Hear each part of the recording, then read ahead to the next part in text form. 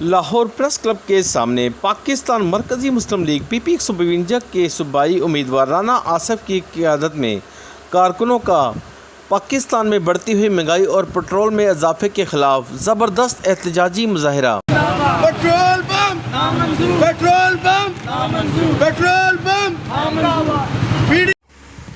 इस मौके पर राना आसिफ ने मीडिया से गुफ्तगू करते हुए कहा कि अस्सलाम वालेकुम रहमतुल्लाह। पाकिस्तान मरकज़ी मुस्लिम लीग PP 152 की तरफ से अल्हम्दुलिल्लाह ये एहतजाज रिकॉर्ड किया जा रहा है।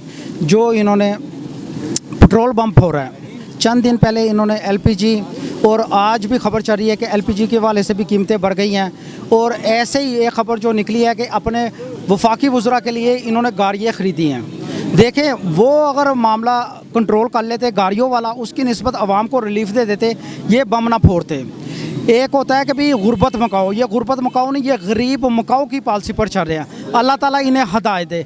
पाकिस्तान मरकज़ी मुस्लिम लीग इंशाल्लाह इसका भरपूर एहतजाज रिकॉर्ड कराएगी और मुमकिन हुआ तो इंशाल्लाह इसको हम आगे भी लेकर जाएंगे इंशाल्लाह। देखें प्यारे भाई, आपके घर TV हो ना हो, आपको उसका बाकायदा टैक्स अदा करना पड़ रहा है। पानी आए ना आए टैक्स दे रहे हैं, हर चीज़ पर, बिजली पर टैक्स दे रहे हैं, गैस पर टैक्स दे रहे हैं।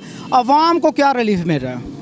हम तो ये सोच रहे हैं कि भाई ये बरसर इक़्तिदार तकरीबन 70-75 सालों से जो चलते आ रहे हैं, आपस में बारियाँ तकसीम की हुई है। इस मरतबा मेरी बारी, अगली मरतबा तुम्हारी बारी। और इस मरतबा इंशाल्लाह पाकिस्तान मरकज़ी मुस्लिम लीग को मौका देना चाहिए।